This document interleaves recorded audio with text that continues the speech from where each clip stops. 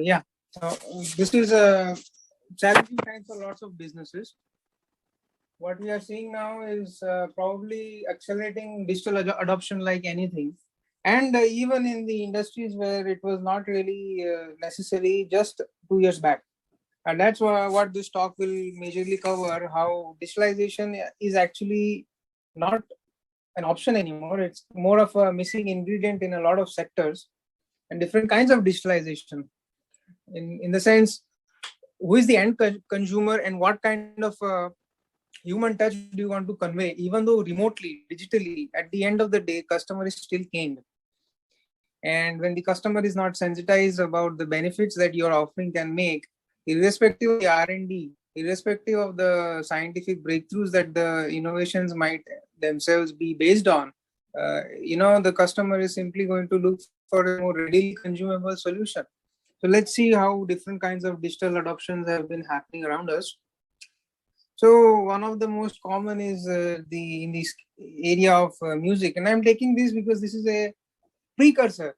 Even before the pandemic, since the last decade itself, this has been happening, and it's one of the areas where there was humongous psychological inertia, like resistance to sharing, the music in any form other than the tangible form. So earlier it was CDs, then DVDs, and then different other kinds of adoptions have started happening, which were digital. So after the CD drive, instead of the Walkman, we'll start seeing. So initially, before digital, we are seeing how the buyers were behaving, how the suppliers were stocking up what the buyers were buying, and there was a whole manufacturing line related to that. And this whole team of people, tens of thousands of people, felt severely threatened when digital started to first raise its head in the disruption, in the form of disruption in the music industry. Competition. So large labels generally controlled who got to access what, They were the gatekeepers of the industry at large. You might be a very good artist. If the label company doesn't find you worth investing in, then your talent will never be able to reach the masses. Smaller label companies had a tough time trying to match against the marketing budgets of the larger ones. Substitutes. So then there were substitutes like going to where live music is performed, different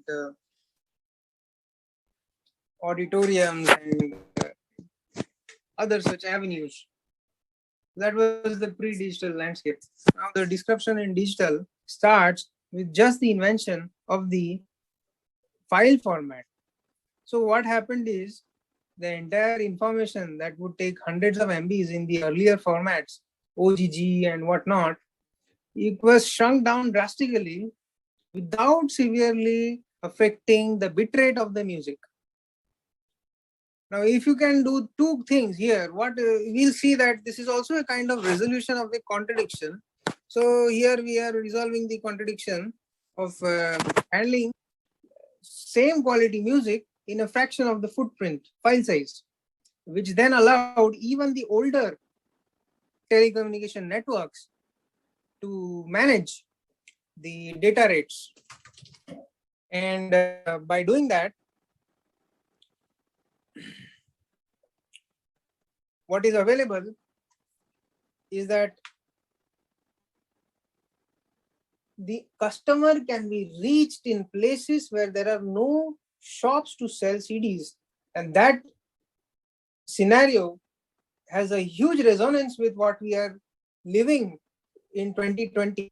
It's like how history makes a full circle back, right? Democratization and making the access to the consumer available, irrespective of where he, she, it may be, he, she, they may be, is the whole point of this explanation. And the early adopters for making monetized. So MP3 opened the floodgates. Whether the label companies like it or not, they want it or not, their music is going to be converted from CD to MP3. It's just that beneficial. Everybody does it in large proportion, simply because CDs are fragile. You need to handle them. You need to remember where you kept that music. But MP3 files, you can store hundreds of CDs worth of information in the MP3 format in a single storage disk. And then you can search it via the basic search function. So searchability is another missing feature within the CD. So coupled with these two things, MP3 just drastically incentivize the end user to convert from CD to MP3. Now, seeing this, two companies took the lead. The trend is there. Why be against it instead of making that trend your friend? So Apple and Napster were the initial adopters of the MP3 format and figured out a channel whereby some degree of monetization will become possible, whereby the producers of the music would not suffer the kind of loss that plagiarism of the files was doing. Now this trend of making music available to the end user has not stopped. New disruptors have continued to show up. Different geographies, different pricing models, a new competitor shows up. So we Indians know about Wink Music, Airtel's offshoot. And we also know about Amazon Music Prime. Okay, but the precursor to both of these in America is Spotify. So Spotify started to find indie artists and started giving them a platform and made them have their music, have their art be consumed. It may not be as lucrative a contract as a large label, but just the fact that you start having a following makes you more noticeable to the large labels. So that is why a huge amount of legal free music started to be made available. Spotify became the hybrid between a studio and a radio, giving artists also a more democratic access to showcasing their talent. So you must be thinking, okay, we can see some kind of contradictions are being solved, like we earlier mentioned, that file size reduction, at the same time quality is the same. Okay, and we also saw searchability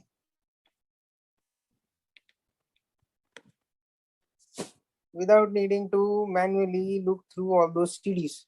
Searchability in a small space. And then we saw startup Spotify that became a hybrid between a studio and a radio station, depending on what plans you have.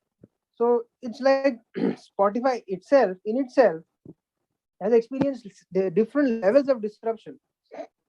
Spotify in the PC era versus Spotify in the mobile era, you will start seeing as the trend from the 2000s to the 2010s, Spotify itself pivoted from one format to the other, and users started presenting with, I want this feature, that feature. So the feature request from the user started to steer the direction of the company in such a way that the PC users had to always ask the help department, help forums, how to find certain features that were missing in the PC, because the developers never had the time to catch up with updating the features of the mobile version into the PC.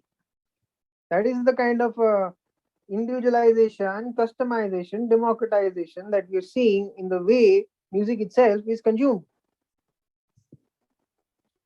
Within the same company, there can be different emphasis based on who is the majority. And we see that happen all the time, that the majority customer steers the direction and the minority customer is sometimes left behind. And then a new startup can come up and provide services so that there will be chance to again disrupt Spotify also for a new startup, if they can look at this area. But see, this is all one of the ways in which innovations can be made available to people. So why is the word disruption continuously used? See, earlier trend of PC is already lucrative. As a company, Spotify had to choose to kill its own PC market by not giving enough emphasis to it, by going after mobile. So you as a business owner, you yourself have to choose. Do you want to go with yesterday's golden duck, or do you want to get a new golden duck? And that choice is something that will face severe psychological resistance from your team. So there comes different kinds of team management systems or different kinds of facilitative leadership or design thinking, where we bring all the disagreements on the table and see whether a certain kind of disruption is doable in-house, or you need to go ahead and acquire a completely different organization which is providing that kind of a disruptive culture. So has any company done that? Yes. In recent times, we can see that Google went ahead and bought Android. So Google didn't really need to go after this. But Google, which is already dominant that time in the desktop space, was smart enough to recognize early on that this team that is developing Android has huge potential, and it can give Google the ability to stand toe to toe against Microsoft, which has its own OS, Windows, and Apple, which has its own OS, Mac OS. So this is all examples of how disruption needs to be recognized and nurtured within the organization. Even if the older innovation, you need to stop looking at an older innovation and start focusing on a newer innovation. So as the internet penetration kept increasing, the number of buyers kept increasing. So the person who is sitting in a small town where no CD buying shops are there, they are still having the hunger to listen to new music, and they can still buy from Apple or any other provider. So then there is opportunity for different kinds of streaming startups to come up. Like I said, in India there was Wink Music. That it's still there. It's still an active music provider, and most Airtel users tend to have some or the other benefits bundled when they use the Wink Music app. And so the threat of entry. What is the main threat of entry? As more players come to the same table, there's less space for less elbow room for the newer players. So there's difficulty to generate the cash flow. And entry to the table, the entry ticket, the entry barrier has significantly come down thanks to cloud computing.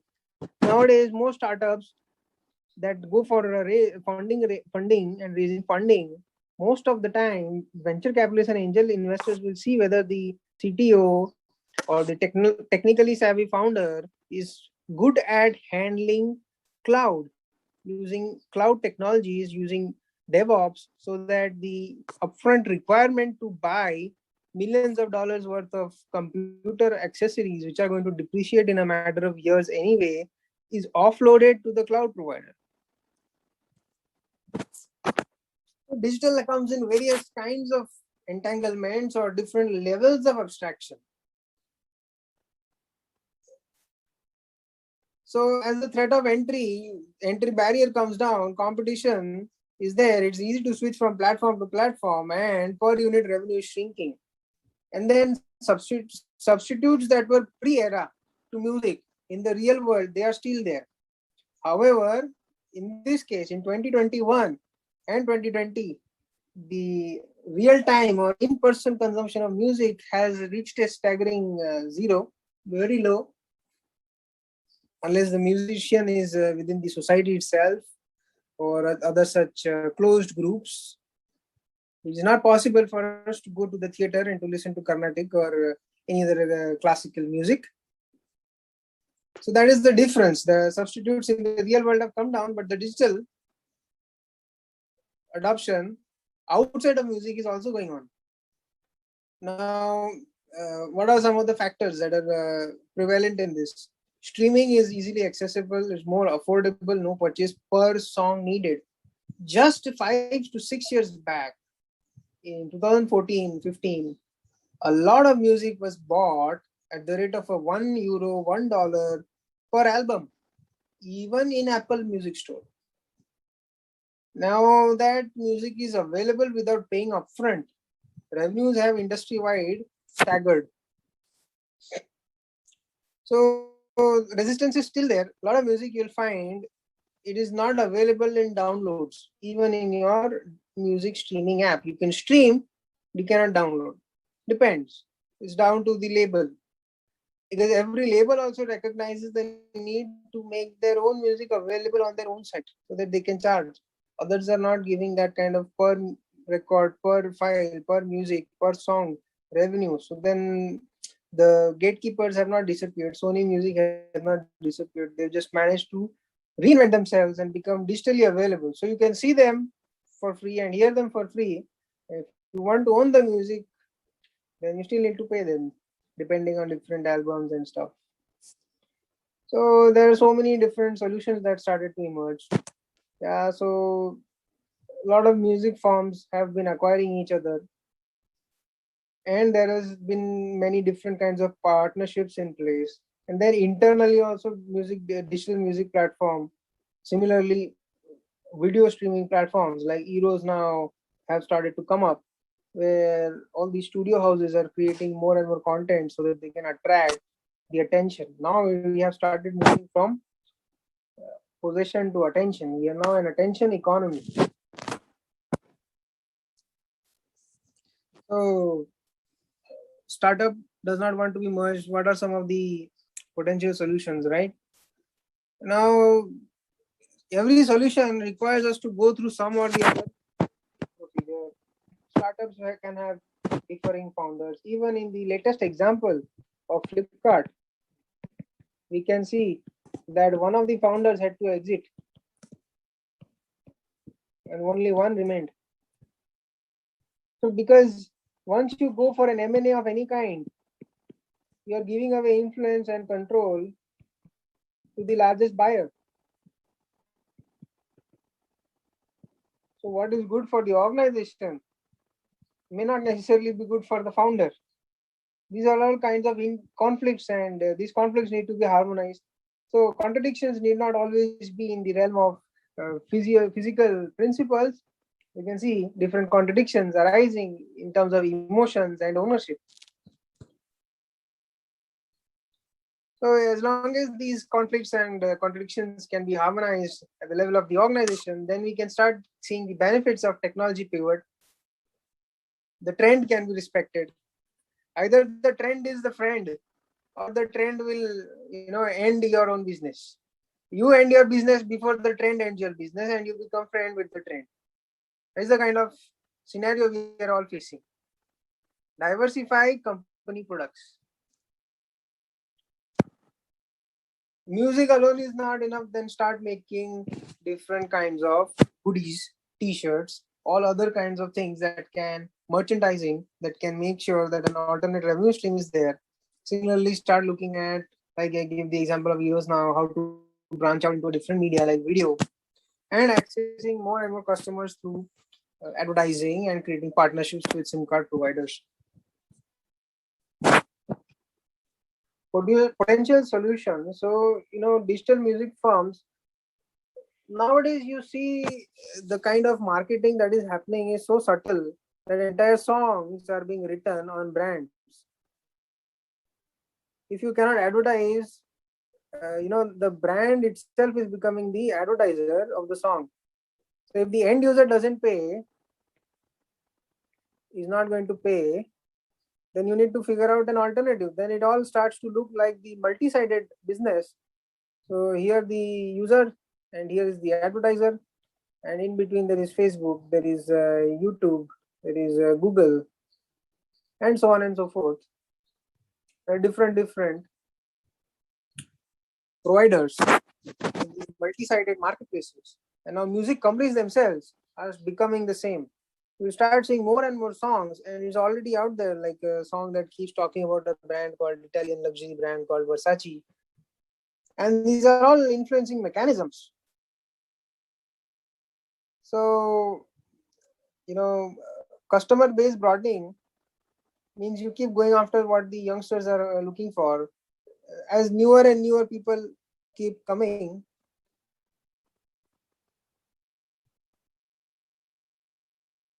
newer and newer people keep coming, we need to keep pivoting the taste according to the taste of the newcomer. We hardly see ancient or our own classical music being sponsored by all these brands, and we don't see any classic expert musician going around repeating the name of a company to get the sponsorship. So this is how different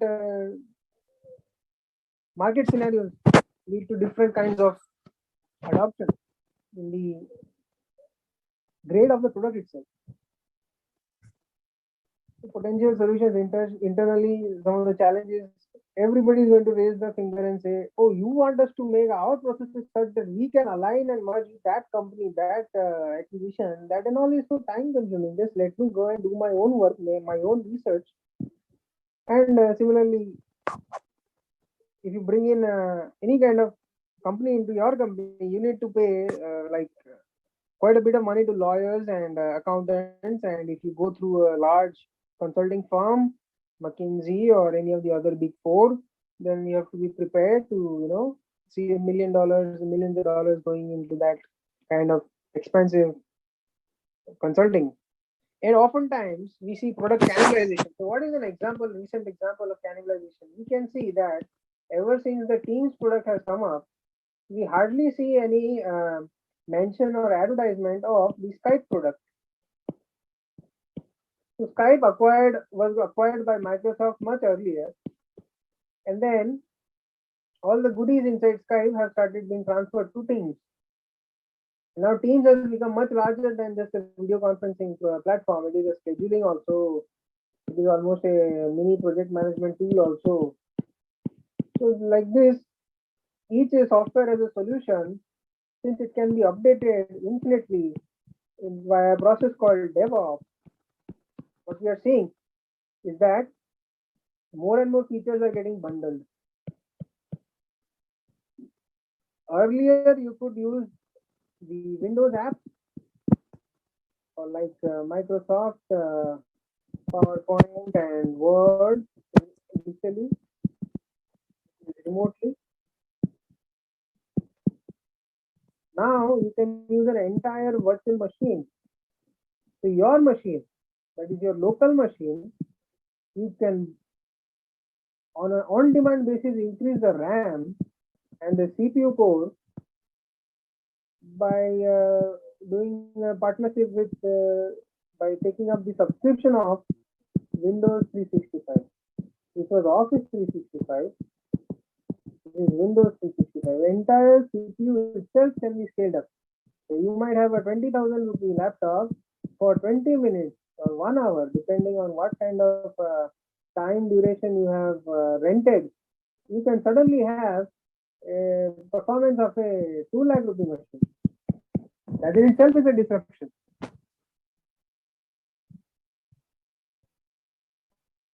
So market share in the first place as pioneers, this benefit a lot of companies try to gain.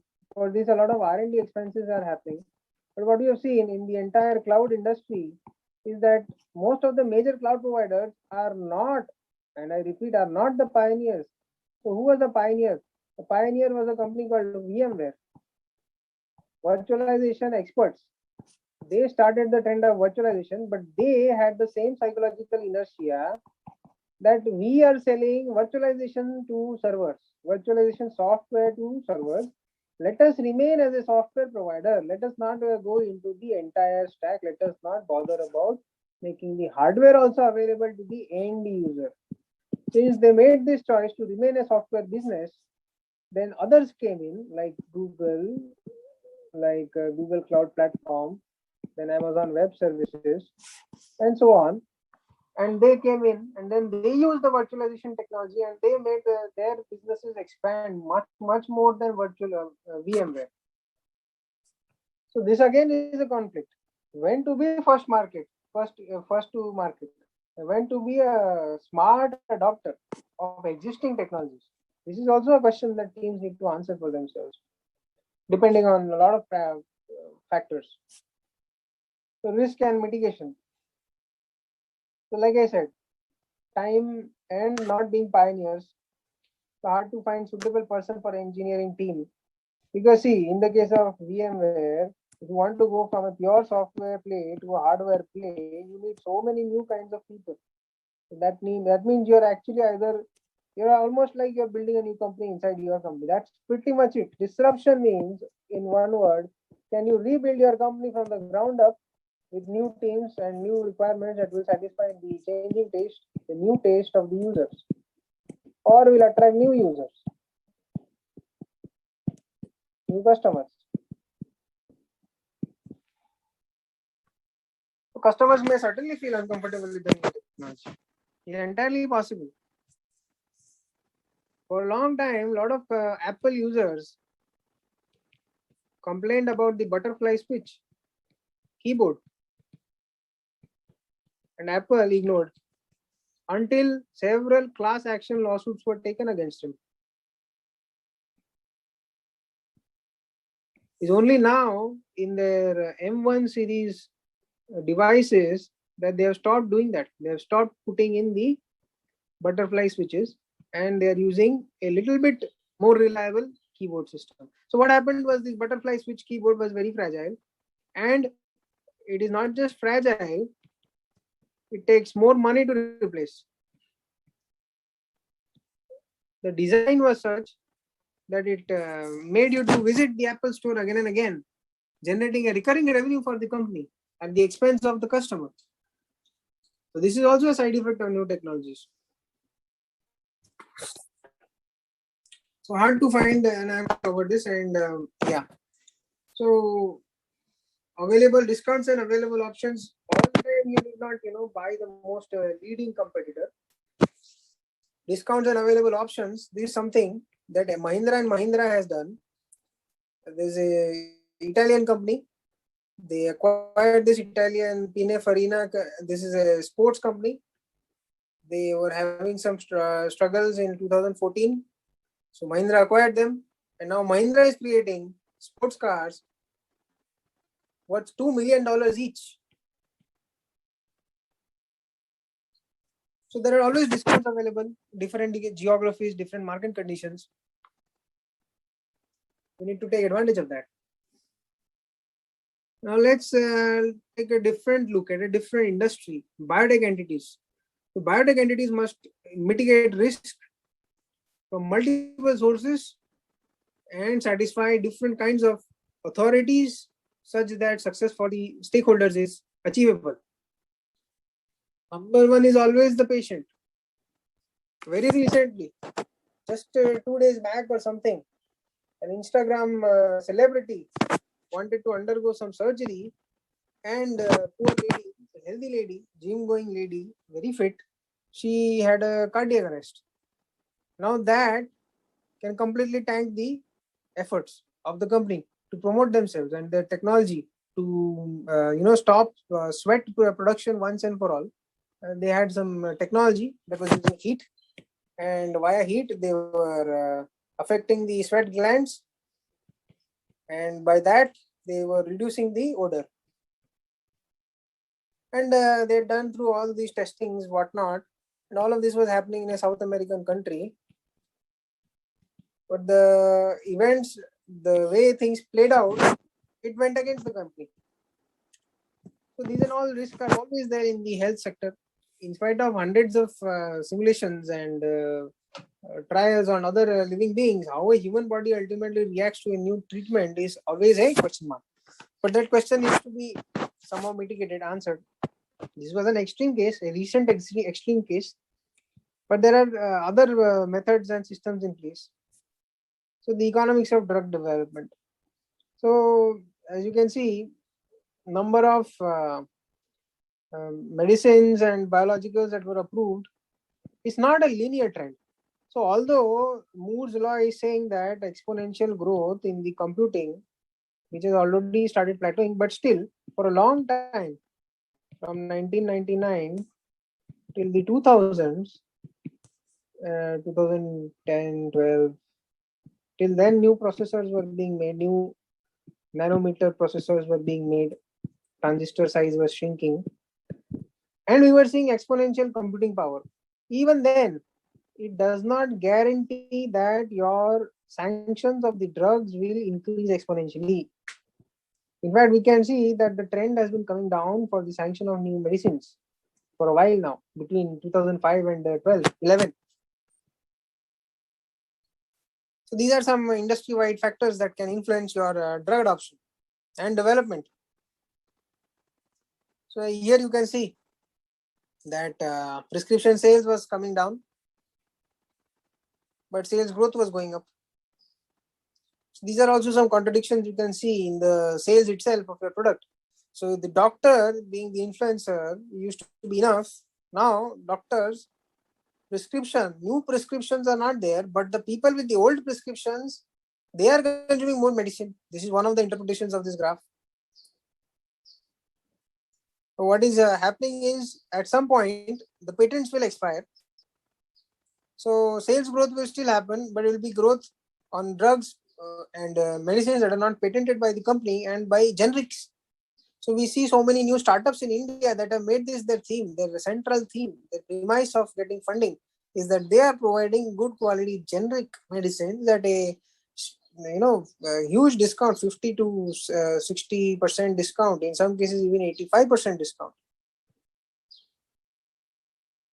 So Generico and other drug startups in India are making it possible for generic providers to find an audience. So the reason why generic medicines are not widely adopted is because generic medicines have different budgets for marketing their products. So they offer cheaper medicines, so their marketing budgets are not able to compete with the larger providers. And as such, their name seldom gets recommended to the end user. But these startups in the generic medicine space are promoting adoption of generic medicines, which are in many cases as effective as the proprietary ones or the more branded ones. So growth in sales has happened because population increases, so growth in sales also increases. And then this is an example from Pfizer that it starts from an idea, and then there are so many other issues: product team planning, synthesis of compounds, screening, in vivo efficacy and safety, formulations and development. Then can the formulation be scaled? You can develop it in small quantities, and if the scaling of the quantity in the million doses is not possible, then that drug will not be able to break even. Then early safety studies again on the scaled variations of the medicine. Then you start studying in healthy volunteers. Then you see extensive safety studies again. Then you do another trial in patients that are in a more risky case. Then you do another trial in a larger sample size. Then you show all your reports to the authorities and pray that you get approval for medicine. So this is a multi-decade process, at least 1.5 decade long. Sometimes you get lucky and you can get your approvals in 12 years. That is a big achievement for new medicine. And $800 million as a kind of ballpark figure. Sometimes it can be much larger, much smaller. Not much smaller, but definitely much larger. Then let's see, these are some of the costs associated with molecules and new drug biological approvals. But then this is the pivot here. In an industry where it takes 1.5 decades, we are seeing vaccine being produced and adopted, and the largest human trial in human history at such a large scale to face the virus, to face that virus. It has completely disrupted the entire flow. Even the fastest vaccine pre-pandemic used to be 3 to 5 year conversation to get the approval. Now we are seeing earliest approval in the 18 to 18 month range, directly reducing it to half. So how is this possible? It's possible because it is repurposing something. So if you need to make a lot of things, very large quantity available, you simply cannot afford to do R&D. So starting from scratch is not advisable. And we start with, in this case, AstraZeneca started with the variant of the chimpanzee or some other ape variety flu virus, and then they engineered it to look like the COVID-19 virus, giving similar behavior. So this itself is not a very, this virus is already having, like, they have already studied how to counteract this virus and to treat. So worst case scenario should not happen. That is how they hope. But still, in the European Union, they were able to find a report that in a sample size of 90 million, some 4 people have a risk of stroke. So there is always risk in medicine. So, but this is a kind of method where the contradiction to provide a large doses in shorter time was achieved by repurposing existing vaccine. So let's move on. Now I'll quickly go through. But, can you tell me how much time is left? Hello? Hello. Yeah. Barring the question answer time, we might have 30 minutes more, 30 or 40 minutes more. Okay. So there's this company, Cora Organics. It's in America, and they are into all these kinds of specialized skin products for different skin types. So what they have done is they have this is their pivoting strategy. When you can't find buyers for one product category, you have to start looking at how you can still be of service to people. Ultimately, if the business gets forgotten by its users simply because they are not being able to show themselves on the shelf of the supermarket or the apothecary where the user used to go, then that forgetting or getting forgotten becomes a huge expense. So what are the exercises that you can do to remain in the attention of the user? So here Cora Organics has donated 500 sets of its best-selling products to first responders. First responders are the police and fire department and the emergency nursing department and all that, emergency care workers. They're currently coordinating donations to support medical staff at different medical centers. And the founder and their husband have both personally, along with the Snap Foundation, donated more than 10 million in COVID-19 relief efforts. So then they disperse the funds to 29 organizations that are supporting the most in need and focusing on those that need health, food, and security. So see, what is the disruption? The disruption here is, instead of sitting and waiting for your customer to come to you, why don't you start seeing how you can be useful to people? And wherever they have helped, they have put their branding there. That is completely normal. Little bit of branding here and there, little bit of helping them, little bit of being advised by the doctors to use these products. That's all that they are looking for. But at the end of the day, they have to start taking a stand, a commitment to look after or see how they can be of help to the medical community. And that's the approach they took. So all pivot need not stand from just questioning how can money come to us. Some pivots can also be how can attention come to us and what is the cost of that attention? Can you afford that? And if you can, then you should start looking at how you can give value before you ask for money. This is the biggest shift that was earlier firstly introduced by Amazon. In fact, there were even many investment reports where Bezos was compared to some saint simply because of the kind of discounts, deep discounts that Amazon was giving to their customers, even on a multi-year loss. And that creates a very sticky customer. So how many units of yours would you give for free? To how many influencers? Or how many customers, such that the word of mouth starts taking over, such that people get habituated to going to your offering only compared to all the other competitors. And so this Amazon model was adopted by Quora in their own way. And here's the thing, there's always some avenue. Now, if the customer is not seeing you on the shelf, be seen on the Facebook page, be seen on the Insta page, be seen wherever your customer would look for inspiration in your niche, and start offering something premium there.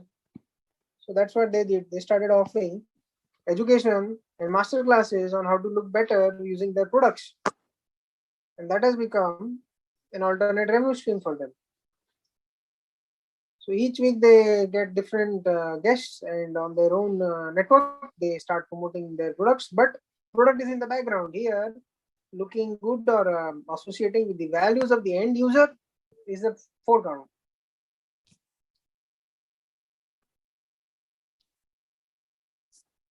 So similarly, another company, this is called Ubagi. So they created a helping hands initiative where they will be producing hand sanitizer not only for employees, customers, but more importantly for the entire emergency worker community. More than 5 weeks ago, the brand moved quickly, and they have their manufacturing teams to prioritize supplying to critical people, expediting the delivery. And they were clear that we are going to start donating. So here again, we are seeing the example of value first and money later, which itself is against the conventional practices. And this is not even a big company like Amazon. This is a niche provider. So then that's how they started the brand building efforts. So we start saying, okay, you are saying brand building. This is a theme of innovation. So how you are saying that brand building efforts are so important for innovation? So actually innovation, the part of commercialization is what makes it stand out from an invention. Invention, if it remains in the lab or max to max in the plant where the workshop, where the prototype was built, and never goes to the hands of the customer, then that's okay. That happens all the time. So many inventions are waiting to be noticed. Only thing that gets monetized, commercialized, and at the same time is different from everything else that is out there, is unique, has no direct substitute for it, then we can start calling it an innovation. So in that sense, ignoring brand building is not advisable in case if you want to innovate. So here the small company, they started donating a lot of bottles, and the brand is developing care packages for essential healthcare workers.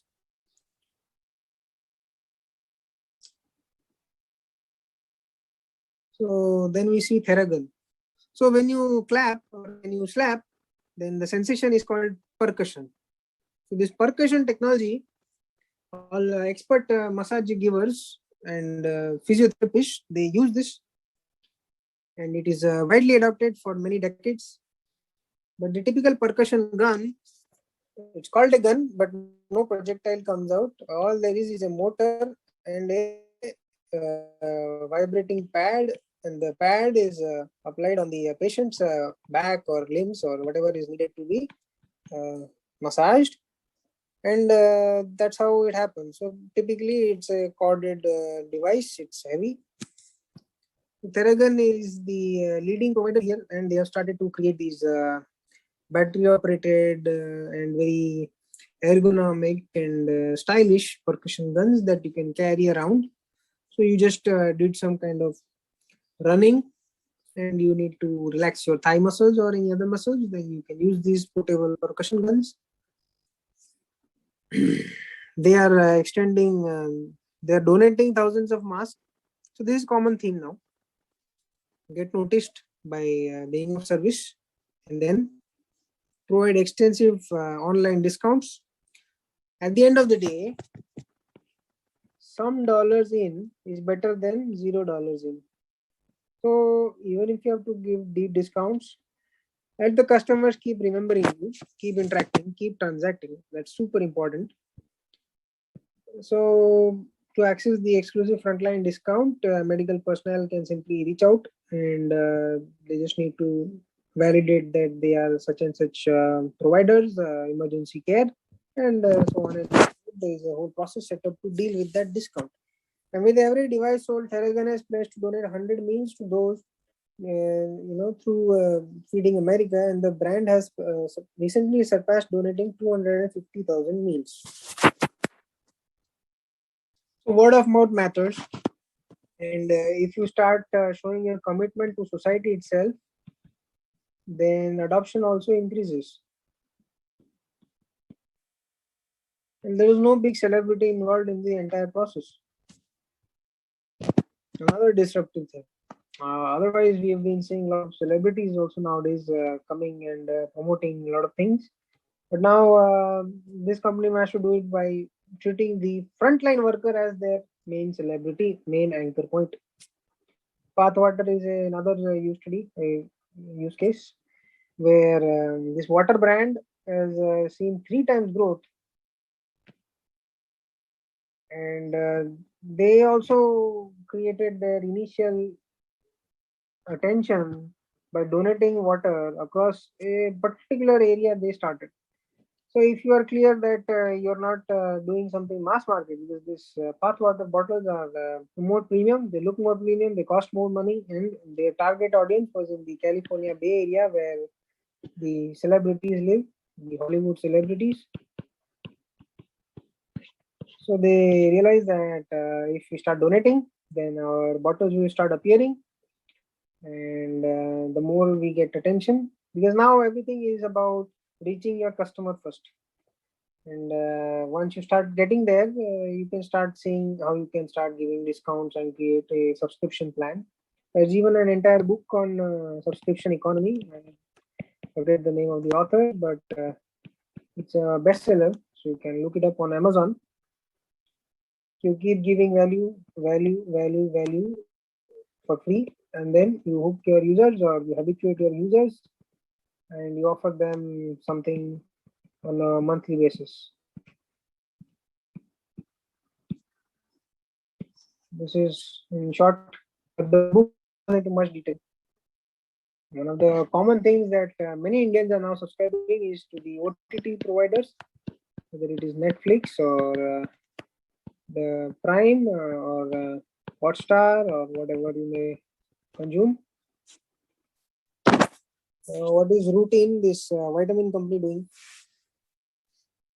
So they decided to go over the, using their analytics and their experienced and talented human capital to be of service to the drug discovery community. They are testing the antibodies. So what I'm trying to tell you here is, whatever is allowed by the government, businesses have started to align themselves to that. Okay, whatever is the essential services, focus to that. Just focus to how close to the essential services can you start making your business operate as. These are some of the companies that have given the vast unemployment and greater demand for high quality health and wellness product. This company decided to offer new ways for people to earn remotely while promoting vitamins, and they have integrated a community and a Slack channel where people can learn more about health conditions and how nutrition can help you to remain healthy. So again, this is content based or information based or community driven approach. So this is a talk on innovation, and I'm talking about such low tech things because this is one of the overlooked areas. When we talk about community, the only mention is usually question and answer and surveys. But we must never forget that the survey is always on a very small size of the population. then you're going to show ads to a much larger population, and then you don't know what will be the response of the adoption, or whether there will be issues. So that is why building a community is more important. Start having dialogues first and start seeing what are the recurring needs. That is how community driven businesses are making it through this pandemic, instead of just businesses that are solely fixated on R&D and at the expense of ignoring whether the community the total addressable market they're looking for is actually resonating with the R&D as of now. This is one example. Then let's look at how various retailers are handling the situation. So as I said, brands that were making the wellness product and depending on customer eyeballs and shelf attention, they started to pivot themselves and use the digital medium. So then why not the retailers? So the retailers have started to also look at how they can form their own communities. A lot of the practices of the retailers were unchanged for over 104 years since 1916. And since Amazon has come and disrupted supply chain, every other retailer has started to see which companies and startups can help them to create their own online delivery chain. However, we see a similar trend. Just as Kodak did not want to cannibalize its own film business, so on, we see that the retailers, when they noticed the threat and the emergence of Amazon, were not too keen on cannibalizing their own business model where the customer would come to them. They were banking on their pricing advantage, that they are offering things that are cheaper than Amazon. Even now, retailers are cheaper than Amazon and they offer more value, so they were attracting people to come to them. One of the most important and most loyal following is of a retailer in America called Costco. So Costco has a expensive multi-$100 multi-tier membership card, which then again gives further discounts to its users. And it's a pretty loyal fan following, such that Costco was able to outsell all the other retailers in spite of having a store-only model. And of course, this is an essential services business. So a lot of people would still, rush to Costco, but the attention span gets narrowed on the essential services or the essential goods. And a lot of other luxury goods were not being taken from the shelves. So that's where all these luxury good providers started to have a more dialogue-based, community-based, information-based approach where they started giving know-how to increase store traffic, digital store traffic. Costco started giving free samples on these makeups. Then Tiffany started to clean jewelry for free. Home Depot offers morning projects for kids. So here all we are seeing is engagement. In the attention economy, engagement is super critical. Whole Foods started to taste wine, giving wine tastings. This instantly attracts a lot of people who have interest and have money to means to afford their interest. Then similarly, IKEA has a Swedish meatball restaurant. Now this is a big pivot from making furniture to offering meatballs. What is the connection? There's no connection. But what we are saying is that doing this kind of disconnected or seemingly unrelated outreach ensures there is some degree of traction to the end user. The end user needs to be delighted. The end user is not concerned about what is your expertise as a business or what you want to be known for. It's good and all, but you got to align yourself with the end user also.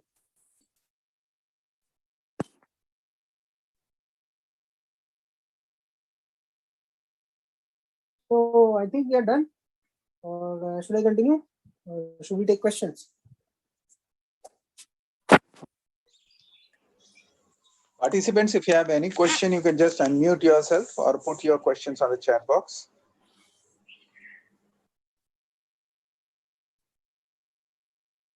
Thank you for your kind attention. Hello. Yeah. Hello. Chat box is disabled. Hello. Yes, Hello.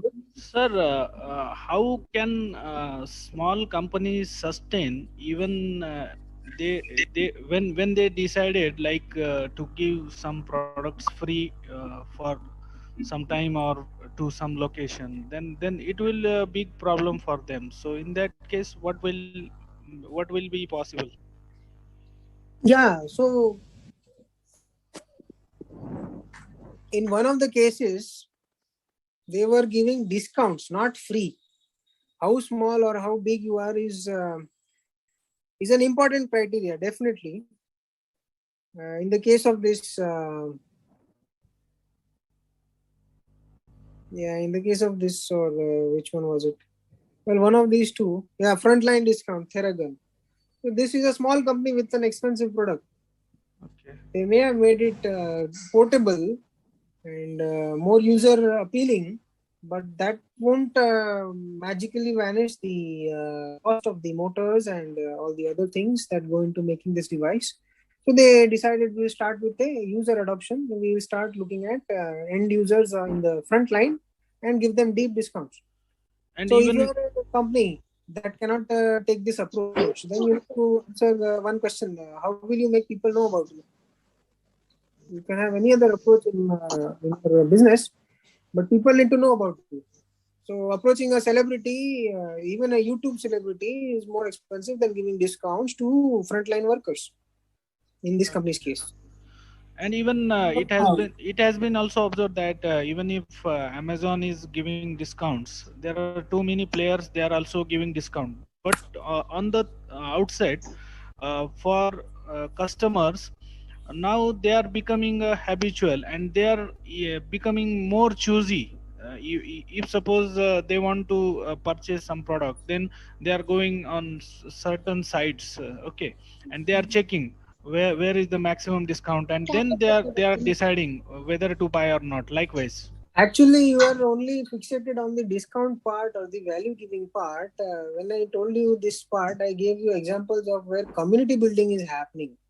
And in the community building, you start offering your information or your interaction or your consultancy at a more premium level.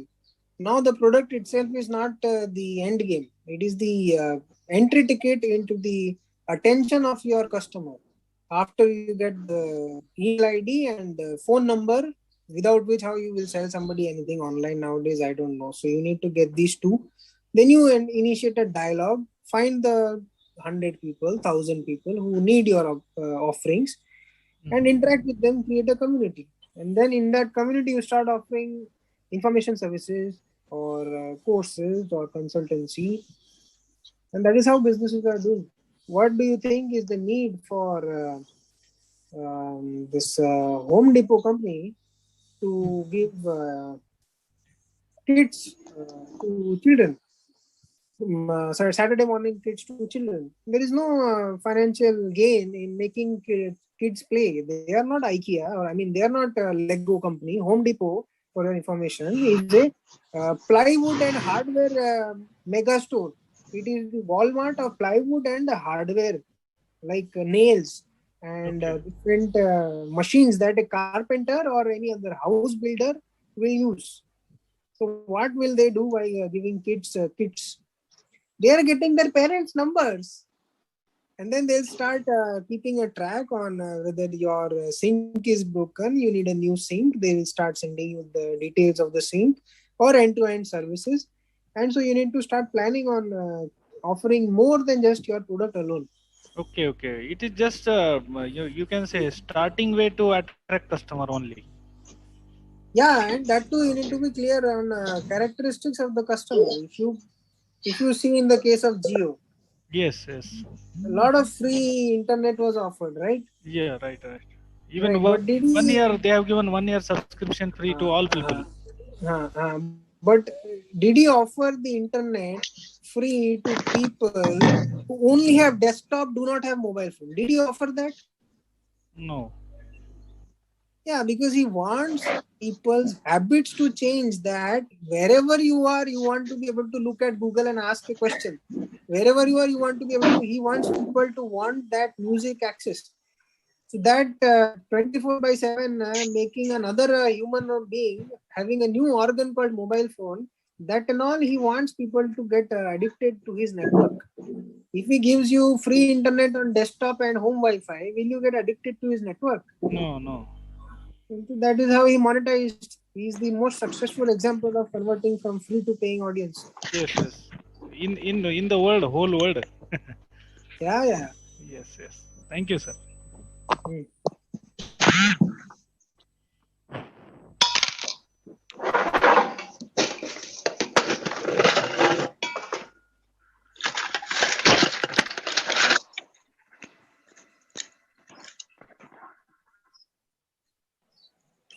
Sir, you told that this Windows 365, if we are having that software, we can upgrade our RAM for particular period. So, who will be that Microsoft will upgrade our RAM for a particular time, or it is like a cloud computing? So, So it is a Microsoft feature under testing. It is not yet popularized. You'll have to keep looking at Windows 365 product page for what terms and conditions they are providing. irrespective of the make of the whether we have got a Apple or So HP I want you or to any. understand that this is not having any impact on your physical hardware, right? You just mentioned it is cloud computing. So it is all, you are renting somebody's server, no different than that. But they are going to make the experience more seamless, and you will have to take less headache in a normal server renting process from Amazon or Google or what have you. You need more technical expertise. They will make it more one click. We will have to see how they do this rollout. Okay, sir. Because even the quantum computing is also available for the academicians or for particular.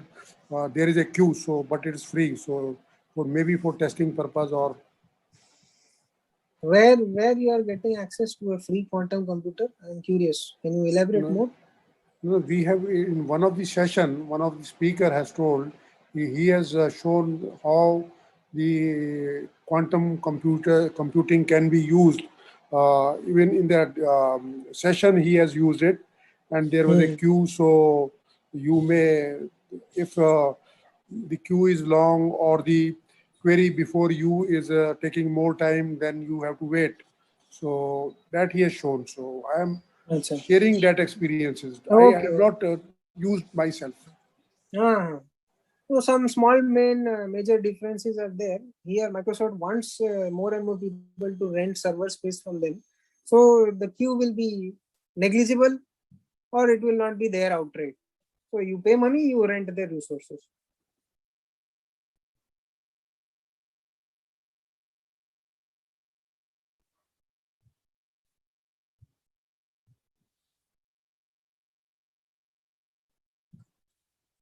Hello. The participant, if you have any question, you can unmute and ask the question, or you can put it in the chat box.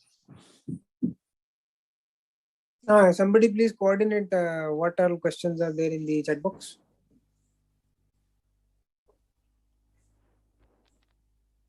Hello. Yes. Sir, I have read the news that free open access quantum computer now operational, and I read that on, I think, scitechdaily.com on that website. So Good. can you tell something about that? No, that is not my area of interest. Okay. No, just you said something quantum computing. No, I didn't say quantum. A participant only raised that attention. Okay. I read that news, so that was why good. I thought. Then you should share more about it. Yes, We'll listen to you. Yes, scitechdaily.com. I read on that website. Okay.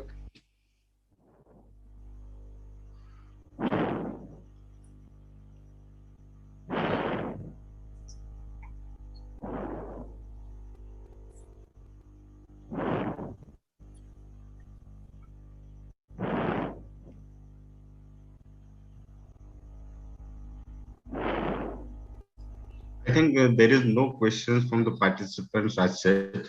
So I request Lakshmikant to take over the session.